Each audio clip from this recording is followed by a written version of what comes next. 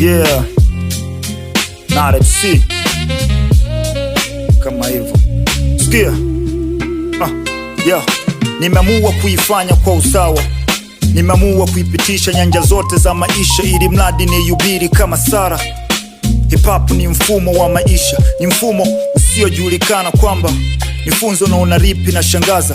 Kitabu sicho kielewa, unatoa wapi ujasiri wa kukisoma? Rasta na gundua ni umahiri unaokuponza wezi flavor za kibongo, bongo lala yani bastard. Basi sikiza hip hop yenye misingi maridadi, kufikisha mpaka maka ukapufu kuwa mimi ni voice of voiceless.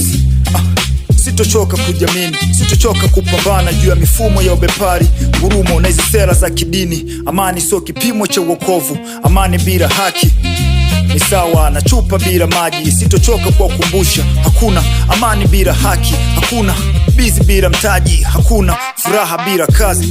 Hatutochoka kuwafikisha kileleni, hii inamaanisha jinsia zote. Hatutochoka kuwafundisha mashuleni, amani kwa Jerili, Digo Boy na Wazamburi wote. Hip hop ni popote, msichoke kupambana na wasilisha iwe dope. Yo, MC ni wengi ila wezo tulingani, wapo wachenguaji na mapenzi na ifani. Yupo anayefundisha, yupo anayekuonya mani na kuburudisha, ila wote ni wasanii hadhira na kufundisha. Kati yao yupi really ni MC? Soma chata mfaraguzi kwa mtaa, na kuwa mtata bila zana za ujuaji, bila zima warata. Sio ni noma kwa surubu, babo linambia isiwe tabu inapobidi. Unaweza kuwa mkuru ila mbela nari kawa tabu na kuzidi. Mimi ni mfaraguzi mwema, Afrika Mashariki bariki. Huu tunzi kibishi nitunge tena, nite seprofu mwema, nitike nifanye vyema, nikufikishe mara ambapo hukuwahi penya.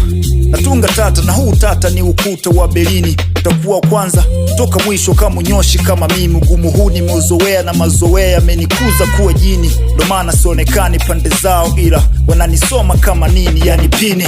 Na chokonoa kila buku kila dosari na finya, ni tenari mtaka kitu kibishi, maswali sina. Hip hop ni viru unavyoishi, rap ni viru unavyo switch rhymes kwenye beat. Nara MC.